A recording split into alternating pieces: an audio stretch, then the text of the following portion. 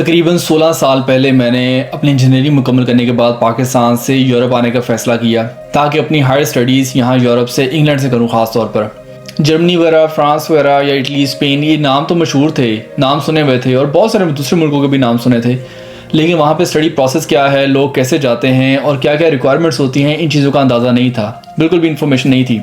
ना तो उस वक्त स्मार्टफोन्स हुआ करते थे, ना ही इंटरनेट इतना ज़्यादा पॉपुलर था। तो खैर, जब मैंने फ़ैसला किया कि जाना है मैंने बाहर स्टडीज़ के लिए, अपने बेहतर मुस्तकबिल के लिए, तो जिस तरह हज़ारों, लाखों, बल्कि करोड़ों लोअर मिडिल क्लास फैमिलीज़ की जो मसले मिसाल होते हैं कि पैसे कहाँ से आएंगे, क्योंकि अगर मैंने स्कॉलरशिप के लिए अप्लाई किया तो अनफॉर्चुनेटली मुझे कोई स्कॉलरशिप नहीं मिल रही थी और ना ही उस ज़माने में कोई इतनी स्कॉलरशिप्स अफोर्ड हुआ करती थी। ये शायद मेरी किस्मत में स्कॉलरशिप नहीं थी। तो आज आके यही था जी कि यूनिवर्सिटी की फ़ीस पे करके एडमिशन मिलेगा और वीज़ा पे नहीं लगेगा कि जब एडमिशन आपके पास होगा और तभी आप यूके जा सकते हो। और टारगेट यही था कि इंग्लैंड जाना है। खैर, यूनिवर्सिटी की फ़ीस जो पहले सेमेस्टर की वो तकरीबन 5-5.5 हज़ार पाउंड उस ज़माने में हुआ करती थी। और अगर मैं अपने वालिदैन की सारी जमा पूंजी को इकट्ठा कर भी लेता तो तकरीबन 4-5 हज़ार पाउंड ये तो बन रहे थे, यानी कि यूनिवर्सिटी की पहले सेमेस्टर की फ़ीस मुकम्मल हो रही थी। लेकिन वीज़ा लेने के लिए ये काफ़ी नहीं थी। वीज़ा लेने के लिए बैंक अकाउंट में पैसे होना लाजमी थे, वो चाहे मेरे नाम पर हों या मेरे वालिद के नाम पर हों। बैंक बैलेंस दिखाना ज़रूरी होता था। आपका कारोबार हो या कम अज़ कम आप, अगर आपके पास अपना कारोबार नहीं है तो आपका कोई गार्डियन होना चाहिए जी कि जो आपकी रिस्पॉन्सिबिलिटी उठाए। हमारी फैमिली के एक बड़े करीबी अजीज़ थे जो कि फाइनेंशियली तौर पर बहुत ज़्यादा स्ट्रॉन्ग थे। उनका कारोबार बहुत ज़्यादा वसी था और वो बहुत ज़्यादा अमीर थे। मैंने कभी किसी से कोई मदद नहीं मांगी थी, कभी किसी से नहीं रिक्वेस्ट की थी कि मेरे लिए ये काम कर दें या मेरा ये काम करवा दें। कभी ऐसा नहीं हुआ था। तो मेरे लिए बहुत ज़्यादा मुश्किल था जी कि मैं कैसे ये बात करूं और किससे करूं। खैर, हौसला करके मैंने अपने वालिद से ये बात शेयर की। अव्वल तो वो पहले मान नहीं रहे थे, लेकिन मैंने बड़ी मेहनत समाज की जी कि मुझे यही एक रास्ता नज़र आता है, यही एक पॉसिबिलिटी है कि अगर मैं जा सकता हूँ तो शायद ये मुमकिन होगा कि उनकी जो गार्डियनशिप है वो मेरे किसी काम आ सके। बड़ी मेहनत समाज करने के बाद मैंने अपने वालिद को मनाया और हम बड़ा हौसला करके उनके पास चले गए। जब उनसे मुलाकात हुई तो रिक्वेस्ट उनसे यही कीजिए कि हमें आपसे पैसों की ज़रूरत नहीं है, आपका वसी कारोबार है और आप अच्छे खासे फाइनेंशियली स्ट्रॉन्ग हैं। आपसे रिक्वेस्ट इतनी सिर्फ ये है कि आप अगर एक लेटर जारी कर दें, जो पहले सेमेस्टर की फ़ीस है वो हम लोग खुद पे करेंगे, वो खुद मैं अरेंज करूँगा पाकिस्तान से और यहाँ से पैसे पे कर देंगे यूनिवर्सिटी को। लेकिन जो गार्डियनशिप लेटर है वो सिर्फ चाहिए होगा कि आप दूसरे और तीसरे सेमेस्टर की मेरी फ़ीस ये सिर्फ शो करवाना है कि आप पे कर सकते हैं। ये सिर्फ लेटर के ऊपर अगर ये स्टेटमेंट आप लिख कर दे सकें तो मुमकिन है ये काम आ जाए। काम आती है या नहीं आती इस बात का बिल्कुल पता नहीं था, लेकिन उम्मीद ये थी कि ये शायद इससे काम हो सकेगा। उनसे रिक्वेस्ट की और वही हुआ जो कि नॉर्मली होता है कि उन्होंने इनकार कर दिया कि नहीं, वो ये काम नहीं करेंगे। और वैसे मैं अगर आज इस चीज़ को दोबारा वापस सोचूं तो मैं अल्लाह का शुक्र अदा करता हूं कि उन्होंने इनकार कर दिया था और मेरा वो रास्ता बंद हुआ, क्योंकि उस इनकार ने मेरी सोच के ऊपर और मेरी आगे पर्सनल लाइफ के ऊपर इतना इम्पैक्ट किया और उसने मुझे इतना फ़ायदा दिया, वो मैं फिर कभी इंशाल्लाह आपसे शेयर करूँगा। हालांकि मेरे ज़हन में सिर्फ यही था जी कि मैं किसी तरीके से वहाँ से पाकिस्तान से एडमिशन लेके यूके आ जाता हूँ तो आगे आके मेहनत ही करनी है, अपनी खुद पैरों पे खड़े हो जाएंगे, पैसे कमा भी लेंगे, यूनिवर्सिटी फीस भी पे कर लेंगे, सारा कुछ करेंगे। सिर्फ दुख इस बात का था जी कि मैंने इतनी मुश्किल से अपने वालिद को तैयार किया था और उनके साथ मेरी वजह से मेरे वालिद मेरे साथ चलकर आए और हम लोगों ने एक रिक्वेस्ट की तो उन्होंने जिस भी वजह से उन्होंने इनकार कर दिया। तो शायद मैंने अपने वालिद के साथ ये नाइंसाफ़ी की है कि वो नहीं आना चाहते थे, लेकिन मेरी ज़िद की वजह से वो वहाँ आए। इस बात का मुझे ज़्यादा दुख था, बहुत दुख था। और इसके अलावा और किसी चीज़ का दुख नहीं था।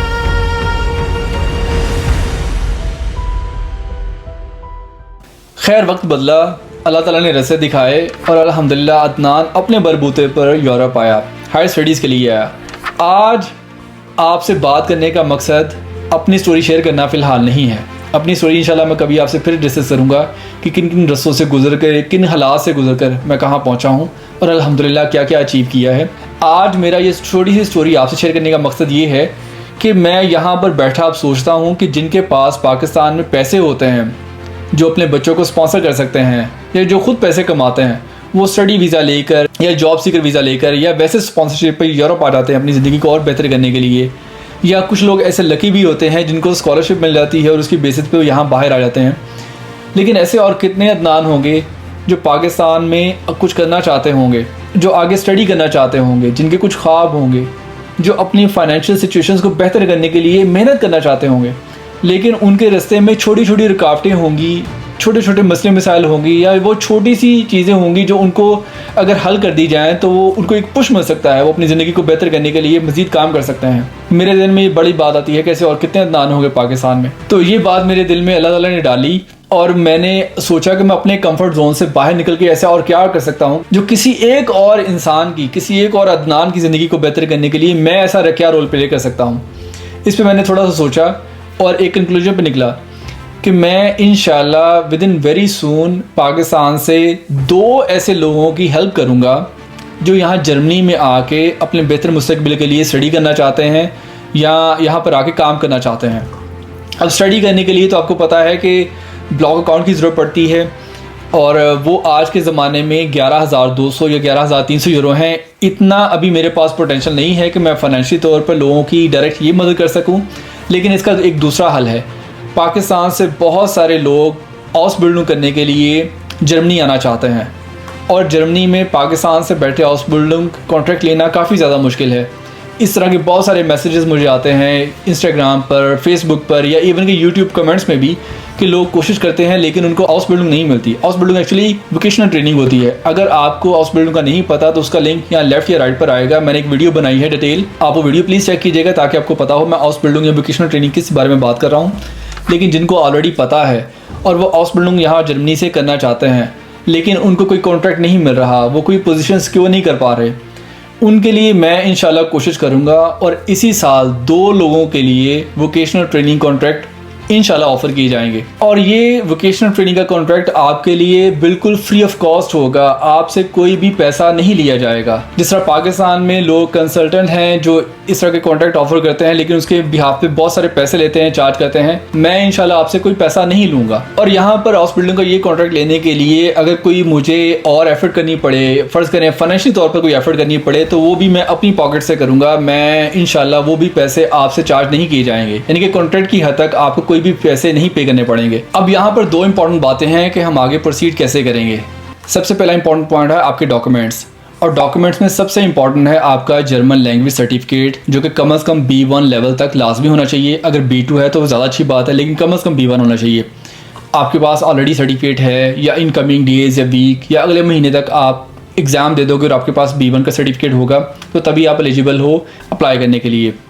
दूसरा डॉक्यूमेंट आपके पास पता है पासपोर्ट आपके पास वैलिड होना चाहिए जो कि 6 महीने से लेकर 1 साल कम से कम वैलिड हो। तीसरा आपके पास है जी कम से कम मैट्रिक का सर्टिफिकेट हो आपके पास। अगर उसके बाद इंटरमीडिएट भी किया है, किसी भी प्रोफेशन में इंटरमीडिएट सादा किया हुआ है या FSC की या अपनी ICS किया हुआ है, तो इन दोनों डॉक्यूमेंट्स को भी आपने टेस्ट करवा लेना है। तो ये डॉक्यूमेंट प्रिपरेशन आपकी होनी चाहिए। और दूसरा पॉइंट इसमें इंपॉर्टेंट ये है कि बंदों को सिलेक्ट कैसे किया जाएगा, 2 बंदे वो कौन से होंगे। इस बारे में मैंने सोचा है कि तकरीबन 5 लोगों को रिक्रूट किया जाएगा, सॉर्ट आउट किया जाएगा। जितने भी नंबर ऑफ़ एप्लीकेंट्स आप लोग अप्लाई करोगे उनमें से 5 को मैं रिक्रूट करूँगा और उन 5 लोगों को मौका दिया जाएगा कंपनी के साथ बात करने के लिए, इंटरव्यू के लिए, क्योंकि जो एडमिन सिलेक्शन है वो तो कंपनी ने करनी है और कंपनी सेलेक्ट करेगी आपको इंटरव्यू के बाद। तो आपकी इंटरव्यू प्रिपरेशन भी होनी चाहिए, आपको कम से कम जो जर्मन लैंग्वेज है वो बात करनी भी आनी चाहिए, ये भी ज़्यादा ज़रूरी होगा। उन 5 में से कोशिश होगी कि 2 को तो आपको कॉन्ट्रैक्ट लास्ट में मिलेगी इंशाल्लाह, लेकिन अगर हो सका 2 से ज़्यादा भी हो सके तो वो तब देखेंगे, लेकिन मेरा इरादा होगा कि उन 5 में से 2 को लाजमी कॉन्ट्रैक्ट मिले। अब आखिर में आ जाता है कि आपने अप्लाई कैसे करना है। आपने इस वीडियो के कमेंट्स में जाकर मुझे लिखना है आपका नाम। दूसरा पॉइंट होगा कि आपके पास B1 सर्टिफिकेट है या नहीं है, अगर नहीं है तो क्या वो एंड ऑफ जुलाई तक आपके पास आ सकता है। और तीसरा पॉइंट आपने लिखना है कि आपकी एज कितनी है। ये 3 पॉइंट्स वैसे मैं पिन कर दूंगा कमेंट्स में, इन तीनों को आपने इसी वीडियो के कमेंट्स में भी लिखना है और मुझे इंस्टाग्राम पर अपनी CV सेंड करनी है। अपने मैं इंस्टाग्राम का लिंक भी आपको यहाँ पर अपना नाम यहाँ पे दिखा दूंगा। तो अपनी PDF फॉर्म में 1 पेज की, प्लीज़ 1 पेज की CV बनाइएगा, इससे ज़्यादा बड़ी ना बनाइएगा। मुझे आप इंस्टाग्राम पर अपनी CV सेंड करेंगे, अपना प्रोफाइल, और इस वीडियो के कमेंट्स में जाकर मेंशन करेंगे ये जो 3 पॉइंट्स मैंने बताए हैं। अगले 2 से 3 हफ्तों में, 4 हफ्तों में जितने कमेंट्स आए होंगे उनमें से जो टॉप कमेंट्स होंगे वो अगर ज़्यादा प्रोफाइल एक जैसे मिलते होंगे तो वो फिर उनकी कुरानदाजी समझ ले, कुरानदाजी कर ली जाएगी कि उनमें से 5 नाम सेलेक्ट किए जाएंगे और उन 5 को प्रपोज किया जाएगा कि कंपनी के पास, उसमें से फिर इंशाल्लाह 2 लोग सेलेक्ट होंगे कि वोकेशनल ट्रेनिंग कर सकते हैं।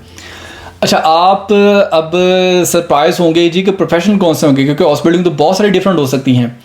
इस वक्त जो टारगेट है वो हेल्थ साइंसेस में टारगेट है जी कि वहाँ पे वोकेशनल ट्रेनिंग के लिए लोगों को मौका दिया जाएगा। उसमें हेल्थ साइंसेस में नर्सेज भी हो सकती हैं, लेकिन उसमें जो क्लिनिकल स्टाफ होता है या लेबॉर्ट्री स्टाफ होता है उसके लिए भी हो सकती है। तो अगर कोई और बंदा हाउस बिल्डिंग के लिए ट्राई कर रहा है, अगर वो IT फील्ड में कर रहा है या कुछ और, तो वो मुझे बेशक अप्लाई ज़रूर कर दें। अभी मैं कोशिश करूँगा कि और कंपनीज़ के साथ भी कॉन्टैक्ट करूँ और इस तरह की और ऑफर्स भी आप लोगों के लिए लेकर आऊँ। लेकिन इस वक्त जो मौजूदा बात कर रहा हूँ वो हेल्थ साइंसेस के लिए कर रहा हूँ।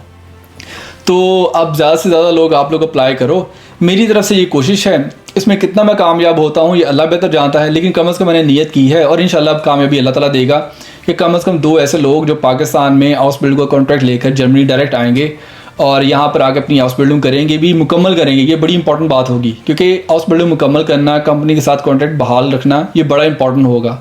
अगर आपके ज़हन में अभी तजस्सुस होगा या अगर अभी आप श्योर नहीं हो जी कि पता नहीं मुझे वहाँ जाके क्या हाल है क्या नहीं है, आगे जॉब मिलेगी नहीं मिलेगी, जॉब्स मिल जाती हैं वैसे, जर्मनी को बहुत ज़्यादा ज़रूरत है ह्यूमन रिसोर्स की। प्लीज़ अप्लाई वो लोग करें जो कि डिज़र्विंग हैं और जो इस बात को एंड तक लेके जा सकते हैं। एंड से मुराद यानी कि अपनी हाउस बिल्डिंग जो 2 से 3 साल की हाउस बिल्डिंग है वो मुकम्मल करेंगे, बीच में छोड़ने का उनका इरादा नहीं होगा या डिस्टर्ब करने का इरादा नहीं होगा, वो लोग प्लीज़ अप्लाई ना करें। क्योंकि अगर खुदा ना खासा वो ये कंटिन्यू नहीं करेंगे, किसी वजह से छोड़ देंगे, तो एट द एंड जिन लोगों ने आपको ऑफर की होगी ये वोकेशनल ट्रेनिंग, वो लोग उनके रिसोर्सेज ज़ाया होंगे और वो मुमकिन है आगे से ऑफर इस तरह की नहीं करेंगे, आप दूसरे लोगों के लिए रास्ता रोकेंगे। तो प्लीज़ ऐसा काम ना कीजिएगा। अप्लाई सिर्फ वही करे जो वाकई चाहता है जी कि वो जर्मनी आए और यहाँ आके हाउस बिल्डिंग वोकेशनल ट्रेनिंग करे और अपना आगे करियर स्टार्ट करे। तो आज की वीडियो से मेरी तरफ से इतना ही। दोबारा नेक्स्ट टाइम किसी नए टॉपिक पे या किसी टूर पे भी मुलाकात हो सकती है और इस वीडियो का कंक्लूजन क्या निकलता है वो इंशाल्लाह जुलाई के एंड पर आपको पता लगेगा कि कौन से ऐसे 2 लोग हैं या कौन से ऐसे 5 लोग हैं जो सिलेक्ट हुए हैं इंटरव्यू के लिए। अब तक के लिए इतना ही, दोबारा आपसे मुलाकात होगी। टिल देन टेक केयर, अल्लाह हाफिज़।